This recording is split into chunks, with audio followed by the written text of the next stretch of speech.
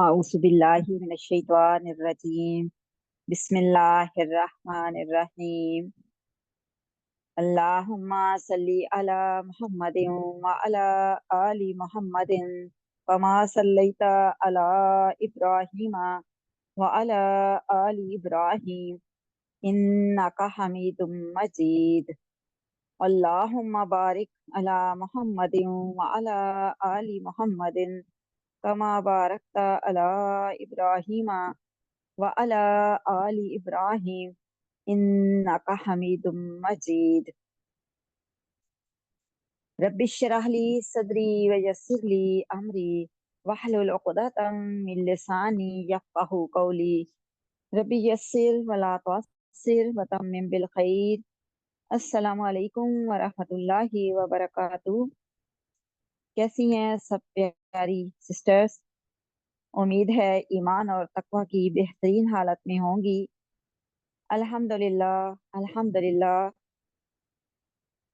दुआ के साथ शुरू करते हैं। अल्लाहुम्मा फ़क़िहना फ़िद्दीन, अल्लाहुम्मा फ़क़िहना फ़िद्दीन, अल्लाहुम्मा फ़क़िहना फ़िद्दीन, आमीन।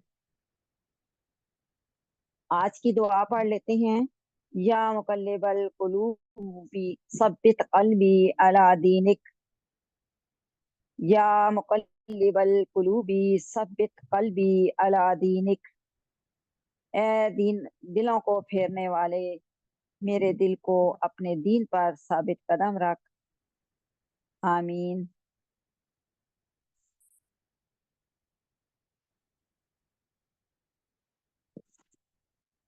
किताबुल ईमान तिर्मिज़ी की रवायत है कि रसूलुल्लाह सल्लल्लाहु अलैहि वसल्लम ने फरमाया कि बेशक उम्मत मुस्लिमा पर भी बनी इसराइल जैसे हालात वारिद होकर रहेंगे, जैसे पाँव की एक जूती दूसरी जूती से मुशाबिहत रखती है।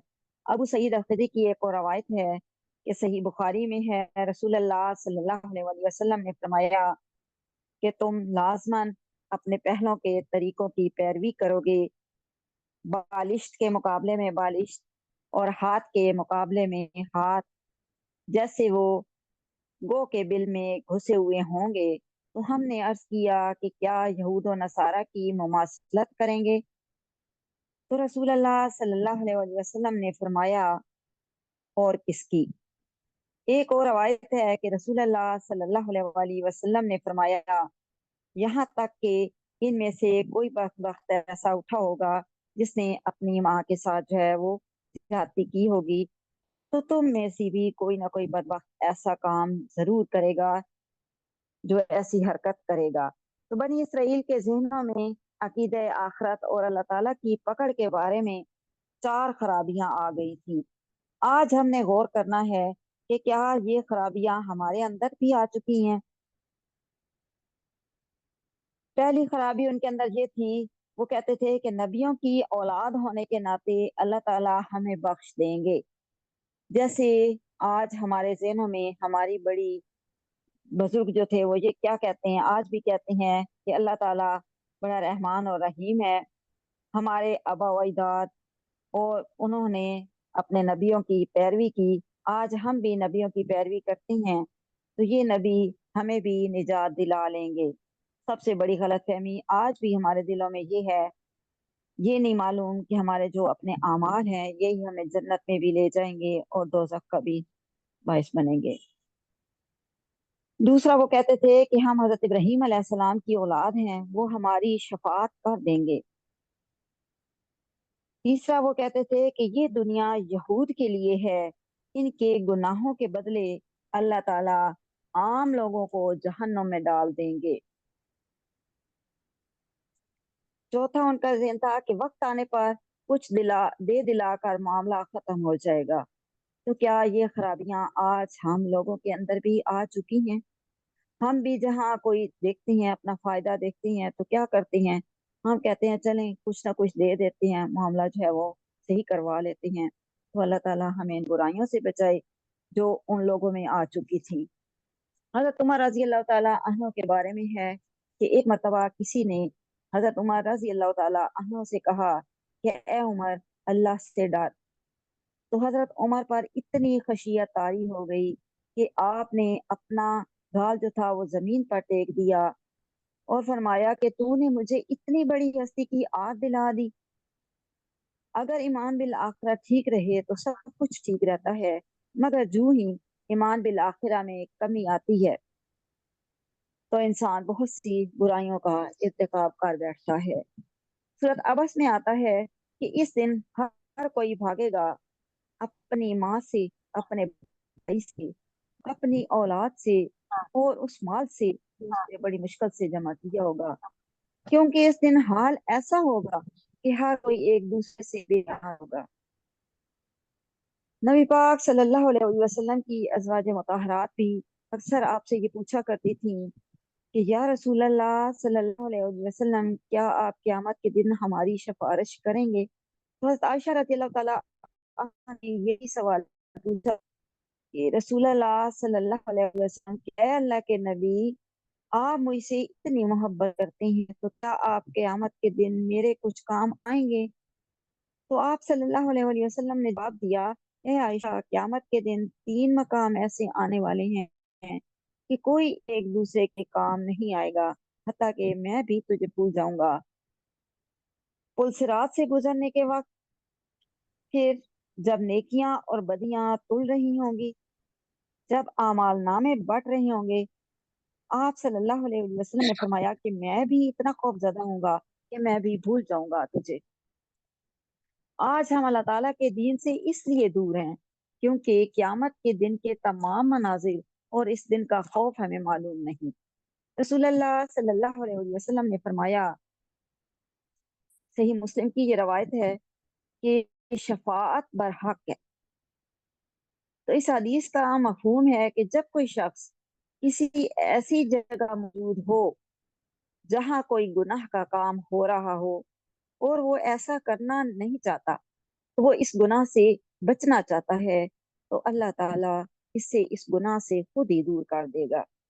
لیکن اس کے برعکس، اگر کوئی شخص اپنے گھر میں موجود ہو اور اس سے دور کوئی گناہ ہو رہا ہو اور اس شخص کی ساری ہمدردیاں ان لوگوں کے ساتھ ہوں اور وہ بھی وہاں جانے کا خواہش مند ہو، تو وہ گھر بیٹھ کر بھی اس گناہ میں شریک ہوگا۔ بنی اسرائیل بھی کہتے تھے کہ ہم اپنے باپ دادا کے دین کا کام کر رہے ہیں۔ وہ اپنے گناہ کو گناہ نہیں سمجھتے تھے، بلکہ وہ اس بات پہ فخر محسوس کرتے تھے کہ ہم اپنے باپ دادا کے دین پر کام کر رہے ہیں۔ رسول اللہ صلی اللہ علیہ وسلم نے فرمایا کہ جب اللہ تعالیٰ کسی قوم سے ناراض ہوتا ہے تو اس قوم پر برے حکمران بھیج دیتا ہے۔ تو یہی حالات بنی اسرائیل کے ساتھ بھی پیش آئے۔ آیت نمبر 47، یا بنی اسرائیل اذکروا نعمتی التی انعمت علیکم وانی فضلتکم علی العالمین، کہ اے اولاد اسرائیل، اذکروا یاد کرو، نعمتی میری احسان کو، میری نعمت کو، التی وہ جو، انعمت میں نے کی، علیکم تم پر، وانی اور میں نے فضلتکم تمہیں فضیلت دی، تمہیں بڑائی دی، کس پر؟ علی العالمین تمام عالم پر۔ یہاں بنی اسرائیل کے آباء و اجداد پر اللہ سبحانہ تعالیٰ کے انعامات کا ذکر کیا گیا ہے، کیونکہ اس قوم پر اللہ تعالیٰ نے بہت سے انعامات کیے۔ ان کی قوم میں بہت سے رسول بھیجے، 4000 رسول اس قوم پر آئے۔ پھر اللہ تعالیٰ نے کتابیں نازل کی، بلکہ یہ کہہ سکتے ہیں کیونکہ تورات کے بعد پھر ان کے بعد جو ہے باقی صحابہ، باقی نبی جو تھے وہ صحیفے لے کر آئے۔ ان کے زمانے کے دوسرے لوگوں پر ان کو زیادہ فوقیت دی، انہیں مرتبہ دیا، اور یہی آیت نمبر 14 سورۃ دخان میں بھی اللہ تعالیٰ نے فرما دیا۔ پھر یہاں پہ آیا یا بنی اسرائیل۔ یہ بنی اسرائیل کون تھے؟ یعقوب علیہ السلام کی اولاد کو کہا جاتا ہے اسرائیل یعقوب علیہ السلام کا لقب تھا۔ اس کرو، یاد کرو، نعمتی، میری نعمت، کہ جو وہ نعمتیں جو میں نے تم پر دی، وَأَنِّي فَضَّلْتُكُمْ، اور فضلتکم یہ لفظ بھی فضل سے نکلا ہے جس کے معنی ہے بڑائی۔ تمام عالم پر فضیلت دینے کا مطلب یہ ہے کہ بنی اسرائیل تمام فرقوں سے افضل رہے اور کوئی بھی ان کا ہم پلا نہ تھا، البتہ جب انہوں نے حق کو چھوڑ دیا، شریعت کو بھلا دیا اور نبی آخر الزمان صلی اللہ علیہ وآلہ وسلم کا مقابلہ کیا اور ان کے ساتھ تعصب کرنے لگے، تو وہ فضیلت بالکل جاتی رہی اور انہیں مغضوب علیہم، اہل ضلال کہا گیا، کہ گمراہ لوگوں، اور امت مسلمہ کو خیرہ امت کا لقب ملا۔ پھر العالمین، تمام جہان، اس کا واحد کیا ہے؟ عالم۔ یہاں العالمین تمام جہانوں سے مراد دنیا کی تمام اقوام ہیں۔ ایک وقت تھا کہ بنی اسرائیل کو تمام جہاں والوں پر فضیلت دی گئی تھی، جب دنیا کی تمام قومیں گمراہی اور تاریکی میں پڑی بھٹک رہی تھیں، شرک اور بت پرستی میں مبتلا تھیں، بدعتوں اور بدعنوانیوں میں مست تھیں، تو صرف بنی اسرائیل ہی ایک ایسی قوم تھی جس کے پاس توحید کا تصور تھا۔ جیسے آج امت مسلمہ کے پاس اللہ تعالیٰ نے یہ شرف دیا ہے، اسی طرح ان لوگوں کو بھی اللہ تعالیٰ نے یہ فضیلت دی تھی اور آسمانی ہدایت نامہ ان کو میسر تھا۔ اس سے بڑھ کر اور فضیلت کیا ہو سکتی ہے؟ جیسے آج ہمارے پاس قرآن پاک ہے اور ان کے پاس وہ ہدایت نامہ تورات کی شکل میں تھا، لیکن رفتہ رفتہ یہ لوگ اپنی کمزوریوں اور بدعنوانیوں کے باعث راہ راست سے بھٹک گئے اور آسمانی ہدایت کو پیچھے ڈال دیا۔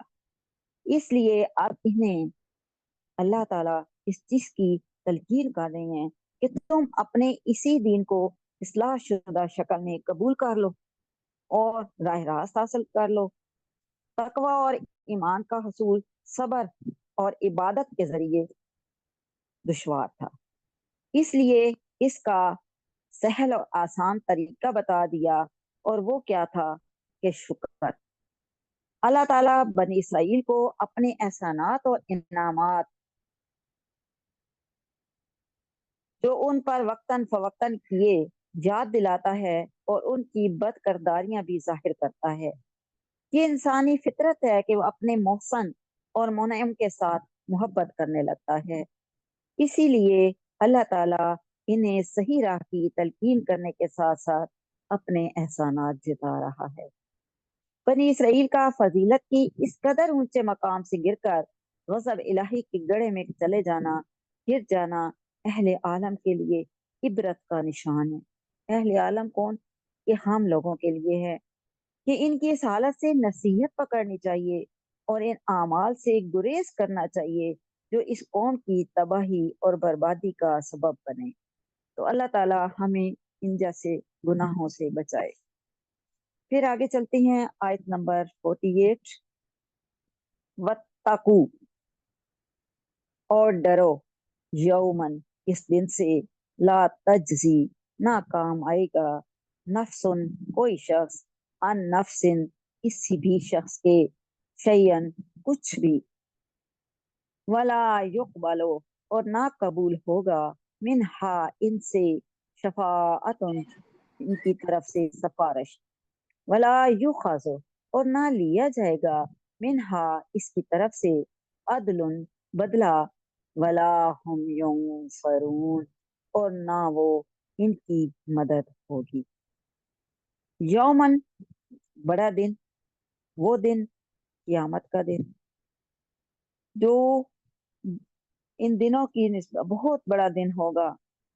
یہ دنیاوی لذتوں کو چھوڑنے اور نیک کام کرنے کے لیے ضروری ہے کہ دین میں جزا اور سزا کا اور آخرت کا عقیدہ موجود ہو، تاکہ لوگ اس دن کے خیال سے برے کام چھوڑ دیں اور انعام کی امید پا کر نیک کام کریں۔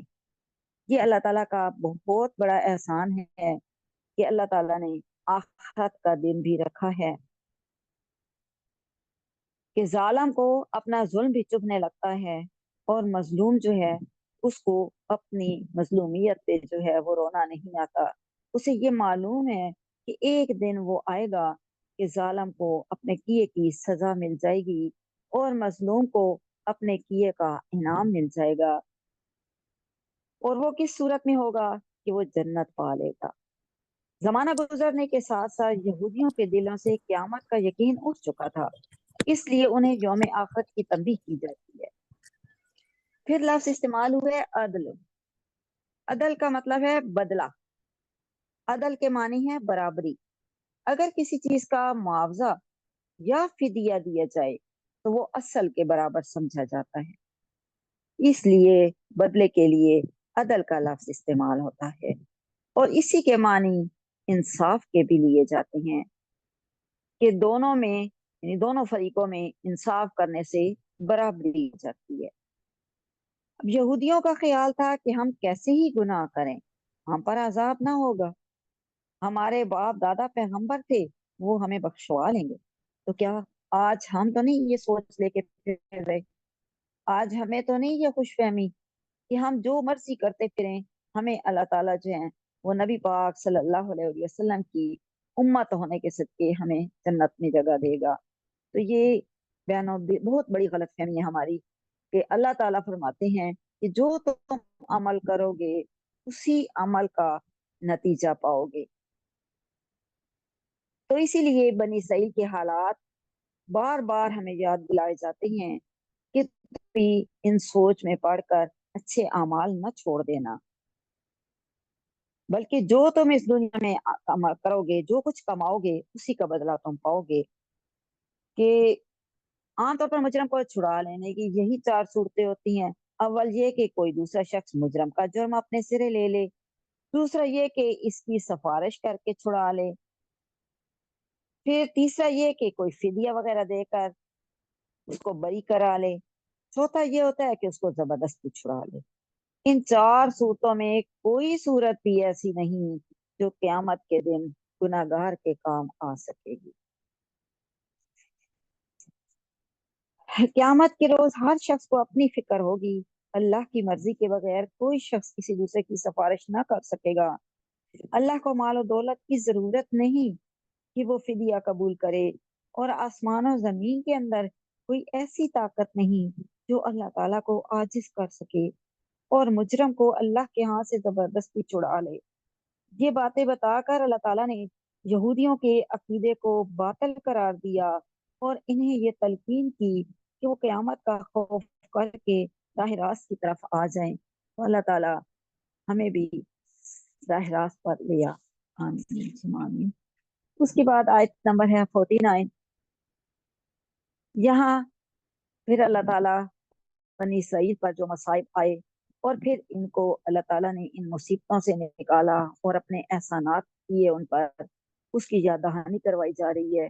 فَإِذْ نَجَّيْنَاكُمْ مِنْ آلِ فِرْعَوْنَ يَسُومُونَكُمْ سُوءَ الْعَذَابِ يُذَبِّحُونَ أَبْنَاءَكُمْ وَيَسْتَحْيُونَ نِسَاءَكُمْ وَفِي ذَلِكُمْ بَلَاءٌ مِّن رَبِّكُمْ عَظِيمٌ. نجیناکم، اور جب ہم نے تمہیں نجات دی، ہم نے تمہیں رہائی دی، کس سے؟ من آل فرعون، آل فرعون سے. کیوں؟ کیا کرتے تھے وہ؟ یسومونکم، وہ تمہارے ساتھ برا سلوک کرتے تھے. سوء العذاب، بہت برا عذاب. کیا کرتے تھے وہ؟ یذبحون ابناءکم، وہ تمہارے بیٹوں کو ذبح کر دیتے تھے. وَيَسْتَحْيُونَ نِسَاءَكُمْ، اور زندہ چھوڑ دیتے تھے تمہاری عورتوں کو.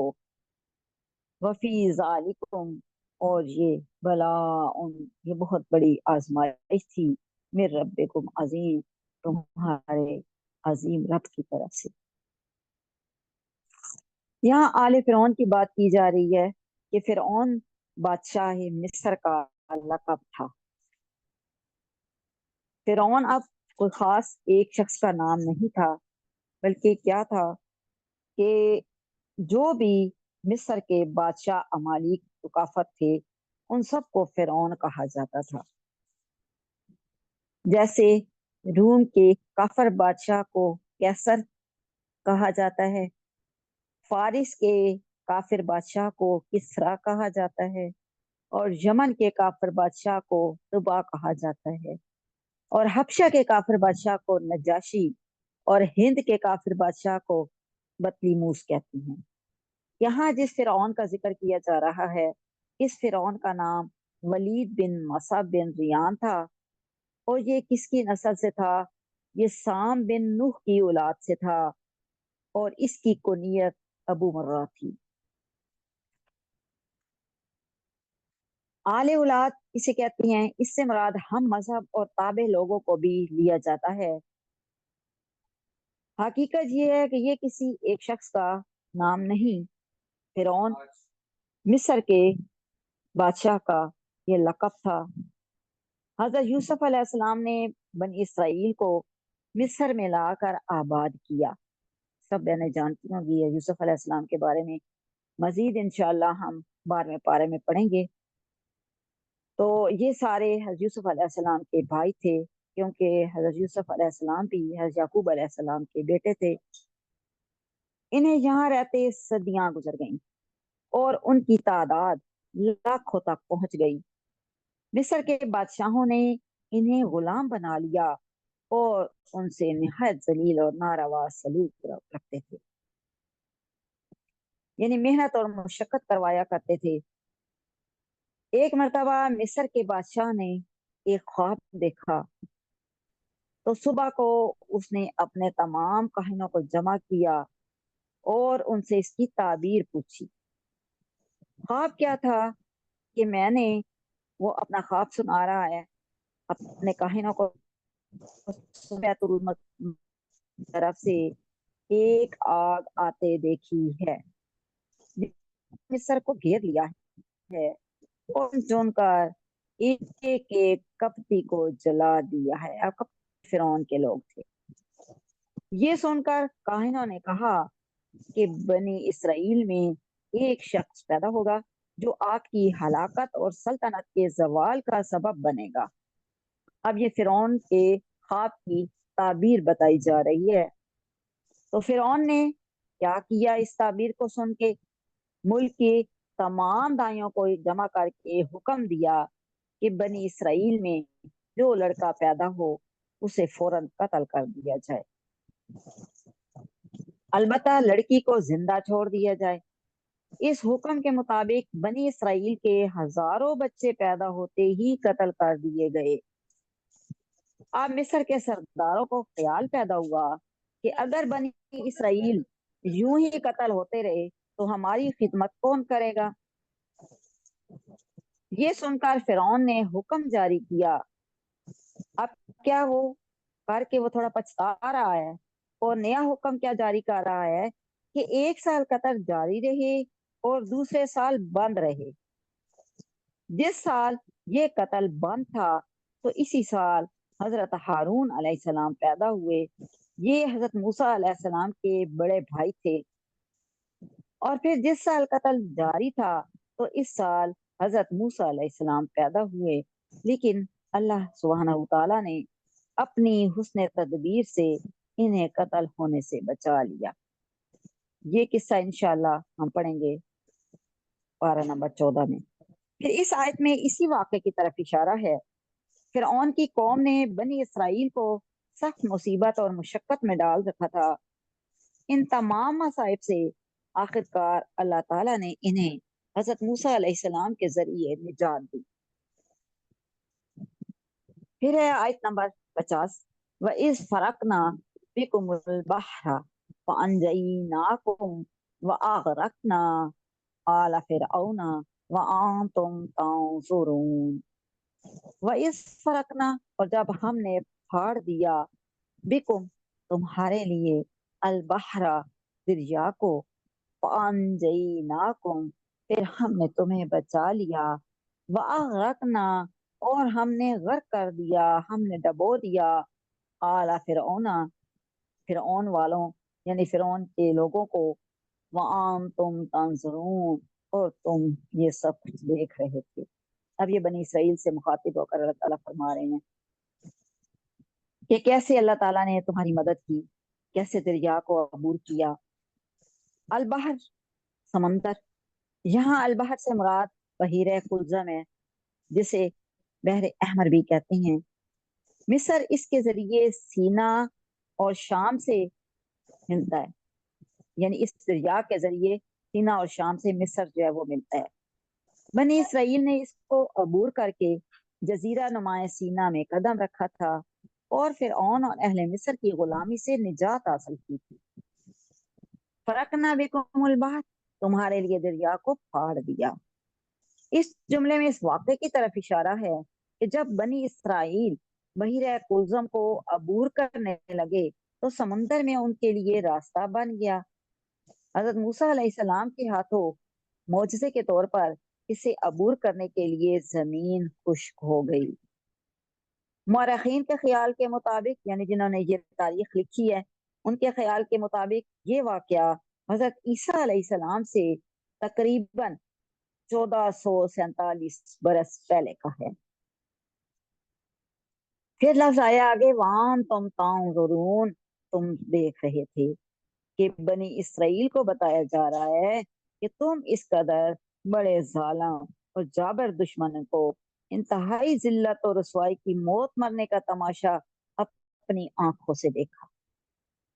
बनी इसराइल मिस्र के जालिम बादशाहों की सख्तियां कई साल तक सहते रहे। जैसे हम पीछे पढ़ चुके हैं कि मिस्र में जब यूसुफ अलैहिस्सलाम ने उनको बुलाया तो क्या किया कि इसने उनको अपना गुलाम बना लिया और उन पर जितने जुल्म करता था, मेहनतें और मशक्क़तें करवाया करता था। आज भी मिस्र के बड़े बड़े महल जो हैं वो बात की जो है वो माजी कर रहे हैं कि ये तमाम मेहनतें जो थी ये बनी इसराइल ने की थी, उनसे ये काम करवाया करता था। आखिरकार उन्होंने इरादा किया कि हज़रत मूसा अलैहिस्सलाम की रहनुमाई में मिस्र को छोड़कर अपने आबाई वतन शाम और फलस्तीन को चल दें। चूंकि मिस्री हुकूमत इन्हें इस बात की इजाजत देने पर रजामंद न थी, इसलिए उन्होंने सफर रात को इख्तियार किया। अल्लाह के हुक्म से, अल्लाह ताला हुक्म देते थे अपने नबियों को और वो इसी तरह आगे जो थे वो अपनी कौम की रहनुमाई किया करते थे। अब रात का सफर अल्लाह ताला ने मुंतखब किया था, तो अब अंधेरी रात, घरों को छोड़ने का गम, मिस्री हुकूमत के पीछा करने का खौफ, इन सब बातों ने इन्हें हरासा तो कर रखा था। परेशानी की हालत में ये लोग रास्ता भूल गए। इधर फिरौन को खबर हो गई तो वो अपने लश्कर को लेकर वहां आ पहुंचा, यानी उसने बनी इसराइल का पीछा किया। अब बनी इसराइल बिल्कुल बेबस और बेजारो मददगार थे। सामने मशरिक की तरफ समंदर था और पीछे भरा हुआ मिस्री लश्कर। दरमियान में आ गए थे ना, पीछे इनका डर था कि ये लोग आ रहे थे, आगे पानी था। तो बनी इसराइल अपने आप को इस तरह घिरा हुआ पाकर सख्त परेशान हो गए और इसी वक्त हजरत मूसा अलैहिस्सलाम ने अल्लाह के हुक्म से समंदर में अपनी असा मारी, जो लाठी अल्लाह ताला ने इनको मोजे के दो मोजे दिए थे, असा का दिया था और एक हाथ वाला जो अपने बगल में डालते थे, और इस कदर वो चमकता था कि सूरज और चांद की रोशनी भी मार पड़ जाती थी, इतनी चमक होती थी। तो जब उन्होंने वो लाठी समंदर में मारी तो समंदर फट गया। और ये आज भी ये समंदर लोगों के लिए बहुत सा जो है वो करता है कि इंसान आज भी उससे सबक हासिल करता है, देखकर अभी भी वो अलग अलग है। एक तरफ और दूसरी की पहचान थी। अब क्या हुआ कि लाठी की बदौलत फट गई। तीसरा फिरौनी लश्कर भी आ पहुंचा और खुश्क रास्ता पाकर वो भी खुश हो गए कि हम इनका पीछा करेंगे, तो वो भी इसमें उतर पड़े। लेकिन अभी दरमियान ही में था कि पानी आपस में मिल गया। اور فرعون اپنے لشکر سمیت اس کے بیچوں بیچ غرق ہو گیا۔ بنی اسرائیل نے اپنے دشمن کا اس بے بسی میں غرق ہونے کا تماشا اپنی آنکھوں سے دیکھا۔ تو اس آیت میں اسی واقعے کی طرف اشارہ ہے۔ اب یہ تھا کہ جب انہوں نے اپنے دشمن کو ہلاک ہوتے دیکھا، اللہ تعالیٰ کی مہربانیاں ہوتی دیکھی، تو ان کا کام تھا کہ یہ اللہ تعالیٰ کے شکر گزار بندے بن جائیں۔ لیکن ان کی بے وقوفیاں دیکھیں کہ سب کچھ دیکھنے کے باوجود جب وہ دریا پار کر کے آگے چلے گئے تو وہاں انہوں نے ایک ایسی قوم کو دیکھا کہ جو اپنے بت کی پوجا کر رہے تھے۔ تو ایسی بے وقوف اور بھولی قوم تھی کہ فوراً اپنے پیغمبر سے کہنے لگے کہ موسیٰ یہ دیکھیں یہ کس طرح اپنے جو ہے وہ پوجا کر رہے ہیں، تو ہمارے لیے بھی کوئی ایسا بندوبست کر دے کہ ہم بھی اس کی پوجا کریں۔ آگے ہم آیت نمبر ہے جی 51 ہے، 50 تک ہم نے کر لی ہے، یہ 50 کی آیت۔ وَإِذْ وَعَدْنَا مُوسَىٰ 40 لَيْلَةً ثُمَّ اتَّخَذْتُمُ الْعِجْلَ مِن بَعْدِهِ وَأَنْتُمْ ظَالِمُونَ۔ وَإِذْ وَعَدْنَا اور جب ہم نے وعدہ کیا موسیٰ سے 40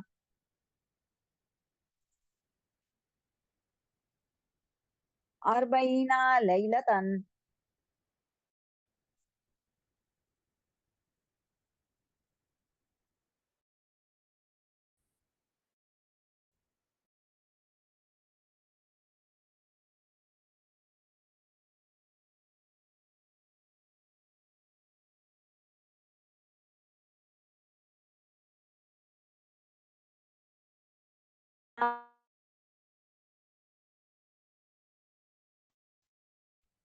جب ہم نے وعدہ کیا ذاتوں کا، ثم اتخذتم العجل،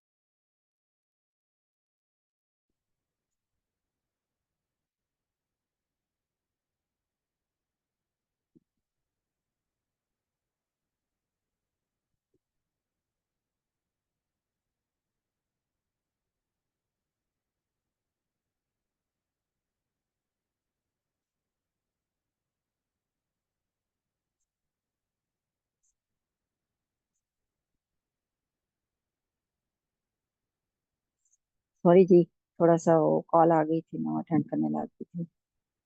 ہم پڑھے تھے آیت نمبر 51۔ وَإِذْ وَعَدْنَا اور جب ہم نے وعدہ کیا موسیٰ سے 40 لیلتن راتوں کا، ثم اتخذتم پھر تم نے بنا لیا بچڑا، من بعدہ اس کے بعد، وَأَنْتُمْ ظَالِمُونَ اور تم تھے ظالم۔ تو موسیٰ علیہ السلام بہت بڑے جلیل القدر نبی تھے۔ اکثر مفسرین کا خیال ہے کہ یہ عبرانی لفظ ہے، بعض محققین نے مصری لفظ بیان کیا ہے جس کے معنی ہے بیٹا۔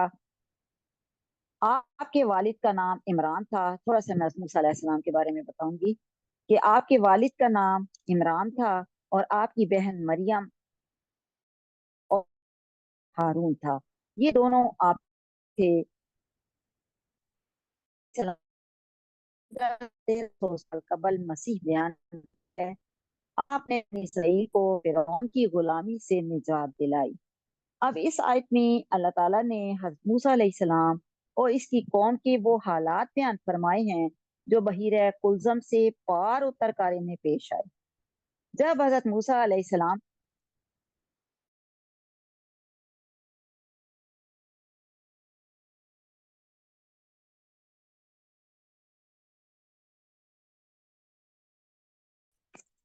سمندر پر حکم دیا کہ 40 دن اس حکم کوہ طور پر عبادت کے لیے چلے گئے، आवाज नहीं आ रही है आपको सिस्टर्स? मेरी आवाज आ रही है? जी आप यार ये जी, आपकी आवाज। अल्हम्दुलिल्लाह अल्हम्दुलिल्लाह जी। जब हजरत मूसा अलैहिस्सलाम समंदर पार करके कोहतूर के पास पहुंचे तो अल्लाह ताला ने इन्हें हुक्म दिया कि 40 दिन कोहतूर पर इबादत करें। हजरत मूसा अलैहिस्सलाम इस हुक्म की तामील में कोहतूर पर इबादत के लिए चले गए। ये वाकया हम इंशाल्लाह पारा नंबर 16 में तफसील से पढ़ेंगे। अभी यहाँ पे मुख्तसर सा बताया जा रहा है क्योंकि टाइम इतना है। और अपने भाई हारून को अपनी गैर हाजिरी में कौम की देखभाल के लिए मुकर्रर कर गए। इनके जाने के बाद बनी इसराइल में आजादी और खुदसरी पैदा हो गई। वो हजरत हारून अलैहिस्सलाम के होते हुए भी खुदा परस्ती की तरफ माइल ना हुए। तो मालूम है ऐसा होता था कि मिस्र वालों की बुत परस्ती अभी तक इन्हें नहीं भूली थी। उनकी इस सादा लोही और कमजोरी से फायदा उठाते हुए एक शोबदाबाज सामरी ने सोने का एक बछड़ा बना दिया। क्योंकि इनके पास सोना बहुत ज्यादा था। आपको पता है कि यहूदी जो कौम है उनके पास सोना था। तो ये भी इनके पास भी सोना इस कदर था कि उसने सबसे सोना जमा किया और एक बछड़ा बना दिया। तो वो इस किस्म का उसने बछड़ा बनाया कि जब हवा चलती तो इस बछड़े के मुंह से कुछ आवाज निकलती।